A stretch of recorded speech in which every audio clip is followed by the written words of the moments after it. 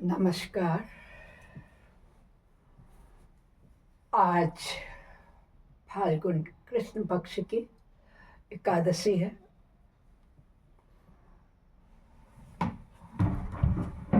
इस एकादशी का नाम विजया एकादशी है। हम सभी लोग इस एकादशी का व्रत उपवास कर भगवान विष्णु हरि की पूजा करते हैं। लक्ष्मी माता की सहित तुलसा का थान जो हमारे घर में है, उसके आगे बैठकर कंदक पुष्पात से पूजा करनी चाहिए।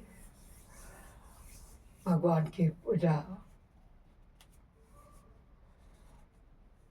तुलसा माँ को संतुष्ट करने से ही बराबर होती है। आज की एकादशी का नाम है विजया एकादशी। श्री रामचंद्र जी की त्रेता युग की कहानी है ये, कि सर्वप्रथम भगवान श्री राम ने ही इस व्रत को करके 7 योजन समुद्र के पार कर लंका के राजा रावण का वध किया था। किस प्रकार से, आइए इस कथा को मैं आप लोगों के सम्मुख प्रस्तुत कर रही हूँ। बड़े प्रेम और भक्ति से सुनिए, खुद सुने, शेयर करें और भगवान विष्णु श्री हरि की कृपा प्राप्त करें। बोलो भगवान विष्णु की जय हो, तुलसा माता की।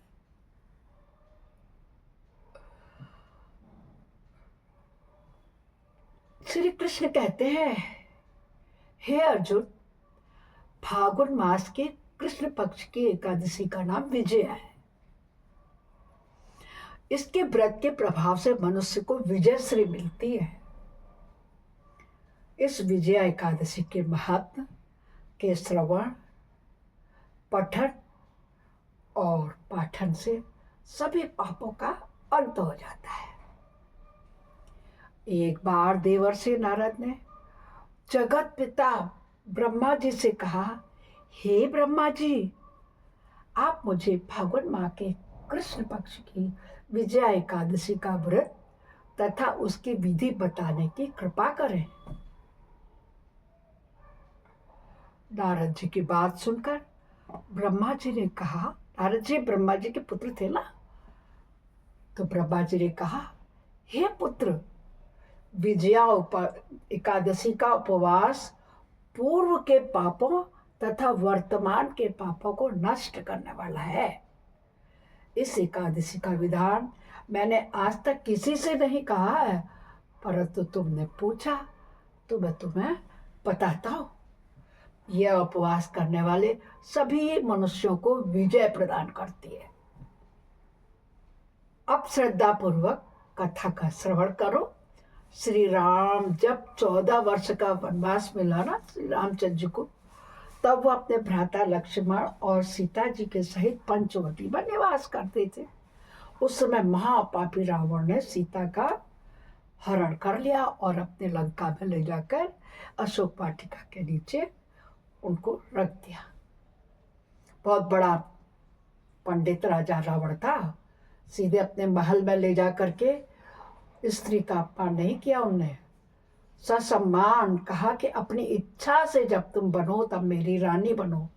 तो उनको अशोक वाटिका के नीचे आसन दिया था।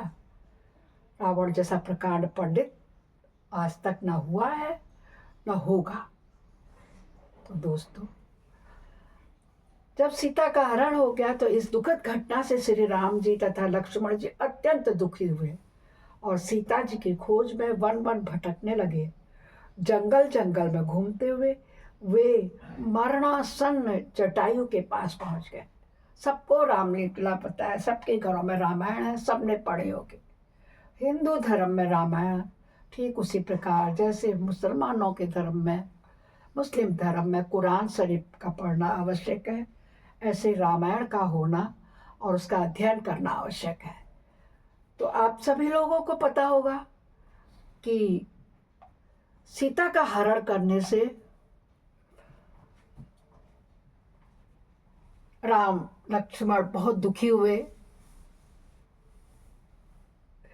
वे जब रावण सीता को चुरा के ले जा रहा था तो जटायु ने उसको रोकने का प्रयास किया। रावण ने उसके पंखों को काट दिया और वे मरणासन अवस्था में पड़ा हुआ है। राम और लक्ष्मण सीता को खोजते हुए गए तो उनको जटायु मिला। जटायु ने उन्हें माता सीता के हरण का पूरा वृत्तांत सुनाया और भगवान श्री राम जी की गोद में अपने प्राणों को त्याग कर स्वर्ग की तरफ प्रस्थान किया। कुछ आगे चले।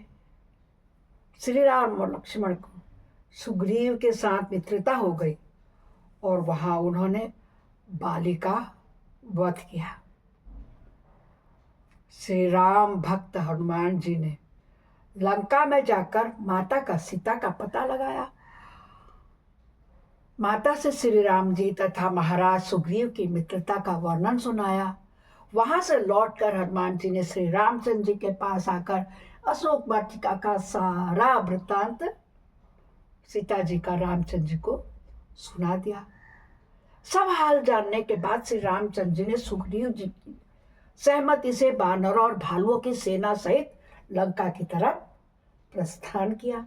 समुद्र किनारे पहुंचने पर श्री रामचंद्र जी ने विशाल समुद्र को देखा जो घड़ियालों से भरा हुआ था। लक्ष्मण जी से कहा, हे लक्ष्मण, यह तो अनेकों मगरमच्छ और जीवों से भरे हैं। इस विशाल समुद्र को कैसे पार किया जाएगा?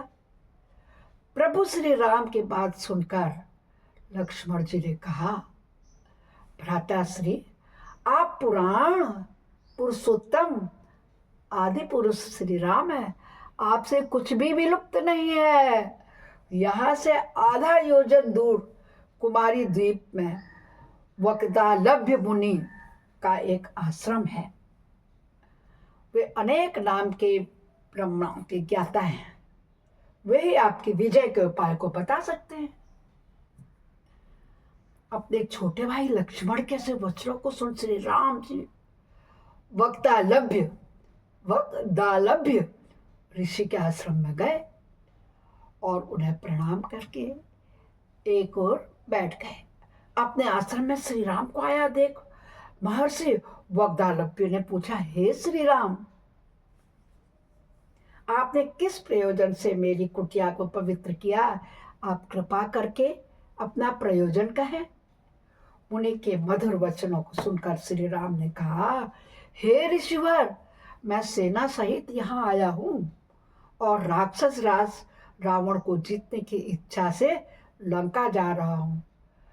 कृपा करके आप मुझे समुद्र को पार करने का कोई उपाय बताइए। आपके पास आने का मेरा एकमात्र यही प्रयोजन है। महर्षि वक्तालभ्य ने कहा, हे राम, मैं आपको एक उत्तम व्रत बतलाता हूँ जिसके करने से आपको विजय श्री अवश्य ही प्राप्त होगी। बोलो श्री रामचंद्र की जय हो, भगवान विष्णु भगवान की जय हो। श्रीमन नारायण नारायण हरि हरि। रामचंद्र जी ने कहा, यह कैसा व्रत है हे मुनिश्रेष्ठ, जिसे करने से समस्त क्षेत्रों में दिग्विजय की प्राप्ति होती है? जिज्ञासु राम ने पूछा। इस पर महर्षि वक्तालभ्य ने कहा, हे श्री राम, फाल्गुन माह के कृष्ण पक्ष की विजया एकादशी का उपवास करने से आप अवश्य ही समुद्र को पार कर लेंगे और युद्ध में आपकी विजय भी होगी। मर्यादा पुरुषोत्तम इस उपवास के लिए दशमी के दिन स्वर्ण, चांदी, तांबा या मिट्टी का एक कलश बनाएं। उस कलश को जल से भरकर उस पर पंच पल्लव रखकर उसे वेदिका पर स्थापित करें। उस कलश के नीचे सतनज यानी 7 प्रकार के अनाज अर्थात मिले हुए 7 अनाज और ऊपर से जौ रखें। उस पर विष्णु की स्वर्ण की प्रतिमा स्थापित करें। मेरे ख्याल से जितने लोग इस व्रत को करते होंगे इस कलश की स्थापना करते ही होंगे। सभी लोगों को पता है। एकादशी के दिन दूसरे दिन स्नान आदि से निवृत्त होकर धूप, दीप, नैवेद्य, नारियल आदि से भगवान श्री हरि का पूजन करें।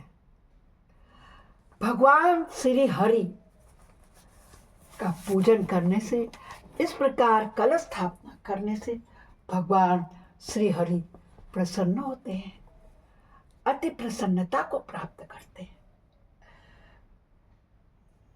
कलश स्थापित करके रात को भी उसी तरह बैठकर रहकर जागरण करें।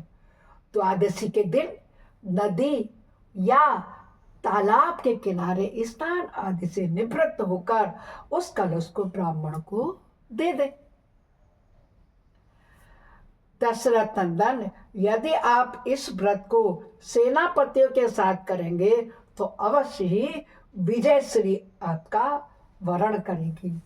विजय श्री वरण करेगी यानी कि आपको विजय मिलेगी।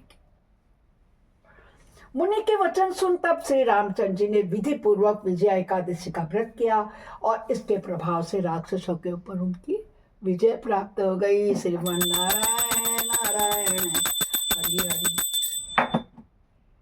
हे अर्जुन, जो इस व्रत को विधि विधान के साथ संपूर्ण करेगा उसकी दोनों लोकों में विजय होगी।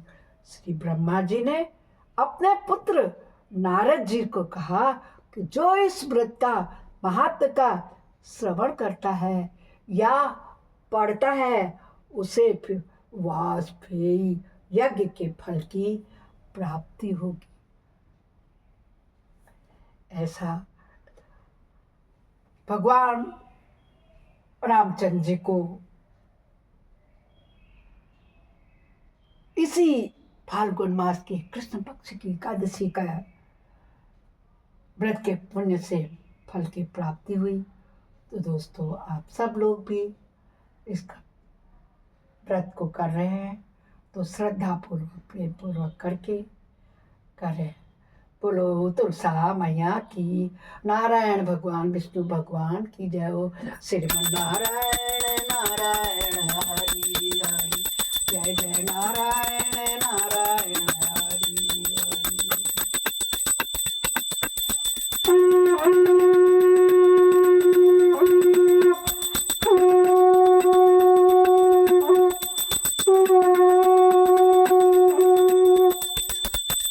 अपराध सहस्राणि क्रियन्ते यानि समय दास्वामिति माम त्वां क्षमस्व परमेश्वर। आवाहनम न जानामि विसर्जनम पूजाम च न जानामि क्षम्यतां परमेश्वर। मंत्रहीनम क्रियाहीनम भक्तिहीनम सुरेश्वर, यद पूजितम मया देव परिपूर्णम तदस्मि। भक्तों, हर किसी पूजा के बाद अपराध प्रार्थना, क्षमा प्रार्थना अवश्य करनी चाहिए। इस क्षमा प्रार्थना को करने से पूजा पाठ में हुई सभी गलतियों को प्रभु माफ करते हैं। इस प्रकार मैंने आपको आज विजय एकादशी की कथा बहुत ही सरल भाषा में, स्पष्ट शब्दों में सुनाई। आशा ही नहीं, पूर्ण विश्वास है आपने पूर्ण कथा सुनी होगी, जिसका फल आपको देखिए पता नहीं कब किस रूप में मिलेगा, ये तो यही जानते हैं, हरि की माया हरि जानते हैं।